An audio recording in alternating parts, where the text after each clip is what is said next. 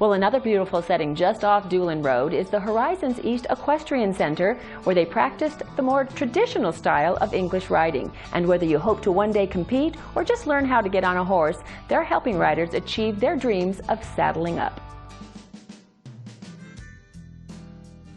Horizons East is a family business that my mom and I started 25 years ago. We built this 9 years ago. We originally started in the East Bay in Danville, opening our doors to riders of all levels, from beginners, little children, up to mature adults. Our sport here is equestrian riding. Our discipline that we do is hunters and jumpers, or show jumping. The sport of jumping is designed for horse and rider as a combination, as a team. Horses all will jump on their own. You don't really teach a horse to jump, you modify their skill. It's an extremely physical sport. It doesn't look it when you watch the horse and ride it, because you think, oh, well, the horse is doing all the work. I always hear that. It's a great form of exercise. You don't have to go to the gym. You can come ride a horse. The programs we offer here at Horizons East, people pay like a monthly club fee to be here and keep their horses, and we care for them. We have staff here 7 days a week, 24 hours a day. It's a labor of love having horses. It's definitely around-the-clock service. We take care of everything. Everything from veterinary care to daily feeding to organizing, having the horseshoer come out. When we sell horses or put a horse on consignment here at Horizons East, horses get sent to us from around the country. Our job is to get them conditioned and looking the best they can, so we can then turn around and sell them for the best money we can for their owners. And then we have also riders that come in on an hourly basis to take lessons. We teach all ages and levels. If you're a beginner, you start with very basic level riding.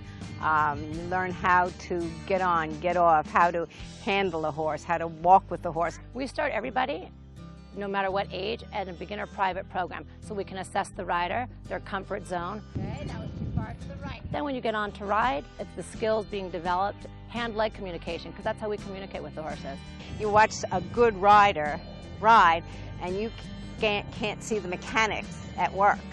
With advanced riders, you tend to focus more on the horse and rather than the rider. Your skills, your exercises that you're doing in the program are more detailed. So then you ride a higher caliber horse. You have beginner horses, which are for children or adults, depending. They're kinder, slower, not very sensitive.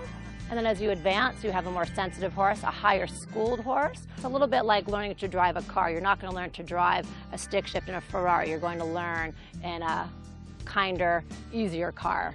The children or the adults here that are in competition level, we practice 2 to 4 days a week.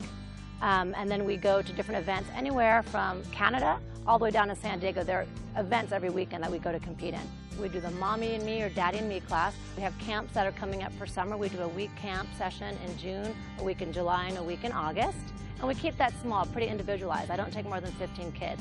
A few of the techniques that I use when training is positive reinforcement. Teachers, they always compliment you when you do good, and if you do something wrong, they always have you stop and talk about it and then try again. Samantha is really helpful and always positive and not negative, and always helps me do better. Riding as a whole develops so much responsibility in children. It's a pretty amazing sport, the bond they have. It enables those children to develop those skills, and we enforce it. We really want the kids to take charge and be responsible for their equipment and how they care for their horses. If children feel a sense of accomplishment, that they've been able to conquer something, I remember with my own daughter, she didn't have a lot of self-confidence as a little kid. Got her with horses, and it gave her such a feeling of, I can do this and I'm good at it. What a good thing for a child. It's helped me become more confident because I learned to let myself make more mistakes and not be scared what other people think. And it's also made me more responsible because I have to look after Johnny and make sure that he's okay before I leave. Kids that won't look you in the eye, won't talk to you, they're here a few months and they're chatterboxes and telling you the name of their horse and what they eat and how they like to be handled.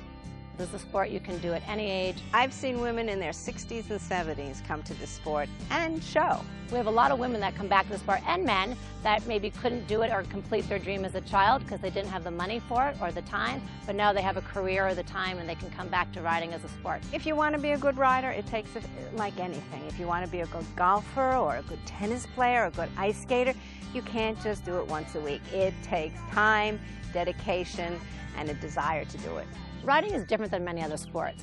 It's not a team with other people, it's a team with you and an animal.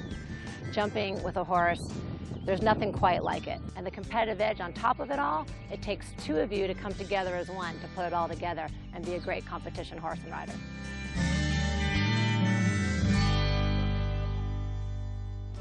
There are even more programs offered at Horizons East. To learn more, check out their website at showstables.com. When we come back, they're saving yesterday for tomorrow. We'll learn about the Livermore Heritage Guild.